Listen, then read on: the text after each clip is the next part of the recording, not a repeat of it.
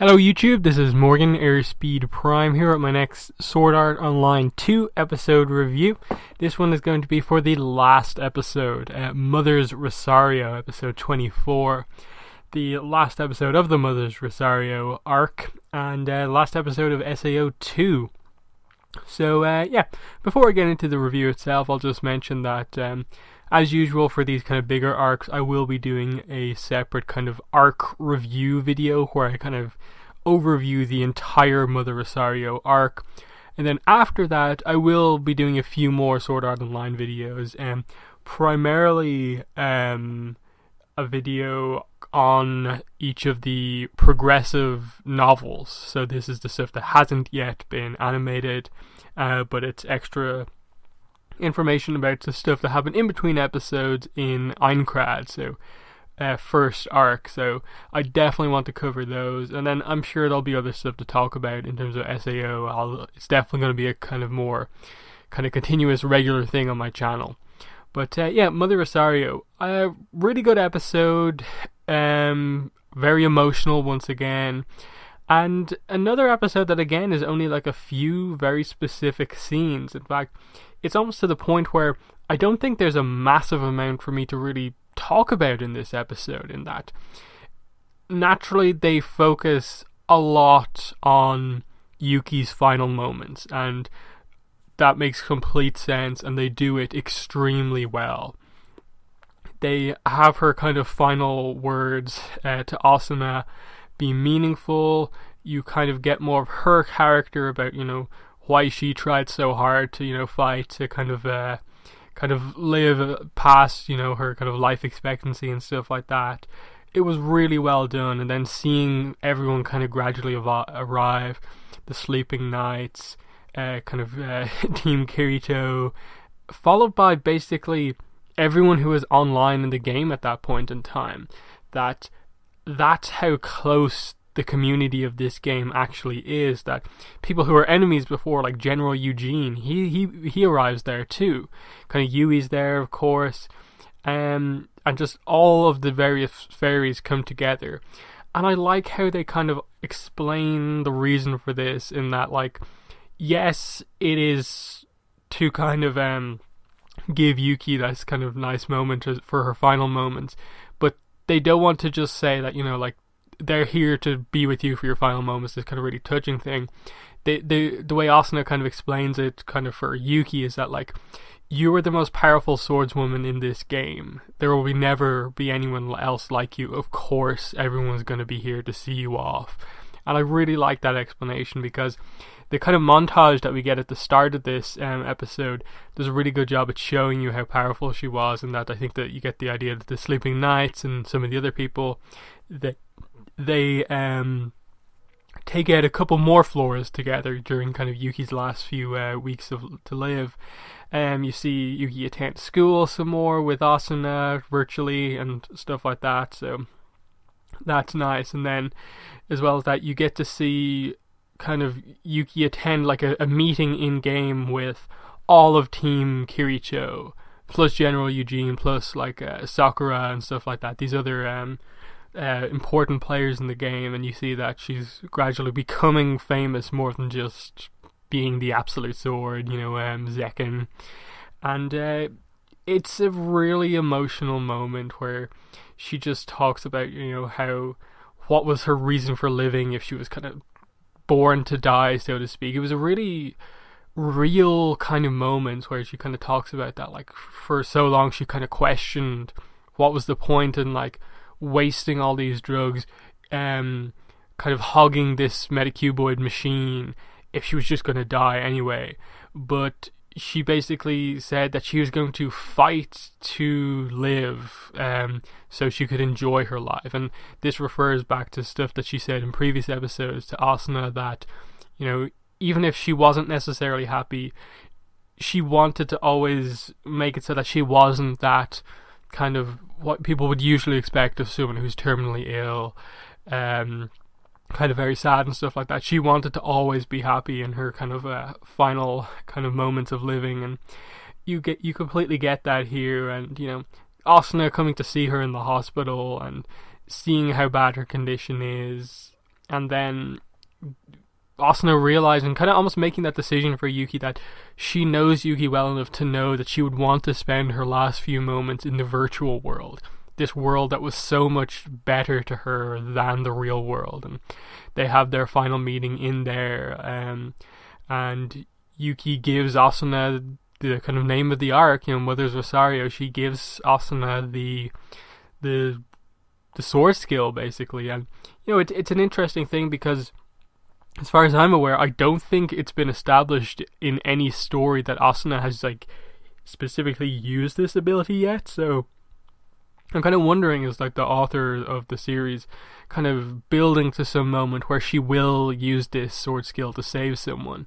But it's interesting how they do that. And you just get those moments where Asuna kind of tells Yuki how much she learned from her, fight to get your point across. And it's clearly referencing the fact that without meeting Yuki, Asuna would have never got to the point where she could really kind of fight to get across her point with her parents, and be in the position she's in now, where her parents are open and willing to let her do what she wants to do with her life and stuff like that. So really kind of strong moments there towards the end when she eventually does pass away. And then the second half of the episode is just Yuki's memorial service, her kind of funeral, so to speak. And I really like what they did here, in that they had Sione, who I suppose was the kind of second most main member of the Sleeping Knights in terms of a speaking role, in that she was definitely the other character who got some sort of a focus here. And we meet her in real life, and we see that she's kind of not much older, but she's a bit older than Asuna and Yuki. And we find out that her condition is improving. The whole idea of the Sleeping Knights is that they were all very ill, didn't have that long left to live, but Sione is in complete remission, she gets told. And she kind of mentions that June, I think one of the other members, is also improving. So they kind of set it up that Yuki has kind of made it to that the rest of them won't come to kind of reunite with her that quickly. And there's a nice moment there. And it's just really interesting. And then from there, basically Kazuto and the doctor, whose name is Kurahashi, I believe, arrive, and they just kind of mention that Kirito and him have been talking, and basically the doctor, who's obviously been experimenting with the Metacuboid, has an interest in Kirito's technology that he's been building, which is obviously what has allowed Yuki to basically go to school through Asuna and stuff like that. And then he's also been using with Yui. You can see that there's some sort of a deal happening there, that Kirito's unique idea is a really big thing people actually believe in it, and that it's a really good thing. So you can see his kind of career is quickly advancing and stuff like that. So that's pretty nice to see. It's just a small moment, but it's really well done. And then from there, they basically reveal that the Metacuboid was a success, and then they reveal that the benefactor of the Metacuboid, that the designs came from a professor named Rinko Kujiro, who was the person who took care of Kaiba while he was diving during the Sword Art Online incident. And basically you get the reveal that the Metacuboid is Kaiba's design. And this is a really big reveal because as I said during the Aincrad arc when I reviewed it, Kaiba is not a villain strictly in the sense of he's evil, he's really bad.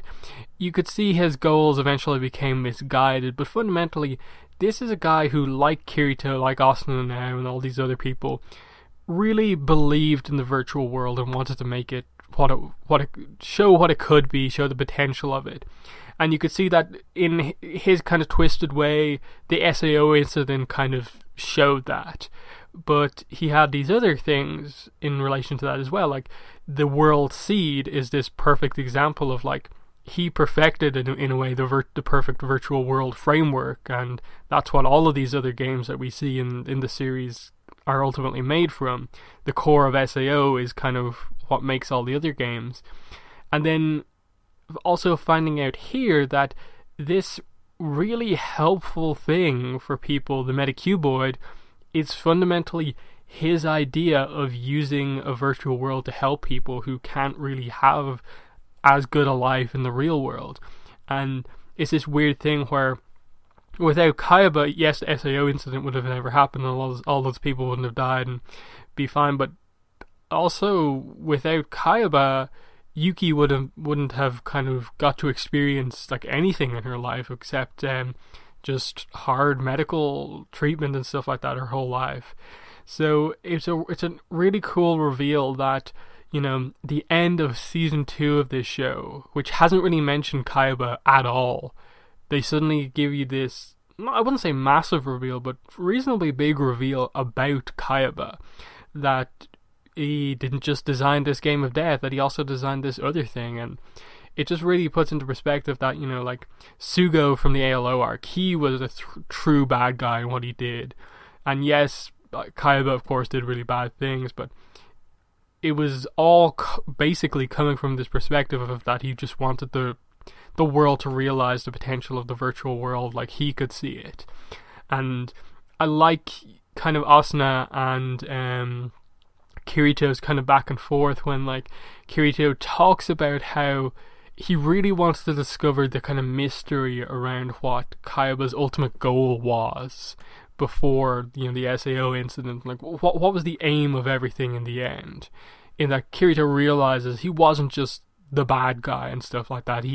There was something more here, and the answer he gave them at the end of the Aincrad arc wasn't really the full answer. So I still like that there's a mystery around Kaiba, and that it isn't just kind of simple like, oh, he was the villain, let's never talk about him again. That there's been specific mentions to him at the end of the ALO arc, and now at the end of the Mother Rosario arc. So very cool stuff. And just in general, this episode ending with kind of just further establishing the relationship of Kirito and Asuna, kind of her saying that she would go with him anywhere and stuff like that, which is you know, is kind of setting up some stuff kind of going into the next arc and that sort of thing. So in general, I really did enjoy the episode, though in general I don't think it was the best one, in that it was kind of just one really long extended scene and then one smaller scene towards the end of the episode. But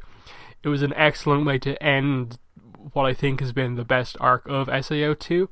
But I'll talk more about the whole Mother's Rosario arc in the next video, which could be tomorrow, but we'll have to see what happens. Still waiting on Avatar Legacy, that book, to arrive and to get my review out. But I will definitely have the kind of Mother Rosario arc overview video out sometime this week, so look out for that. But in the comments, let me know what your thoughts were on the episode and the episode review. Other than that, thanks for watching this video, and bye.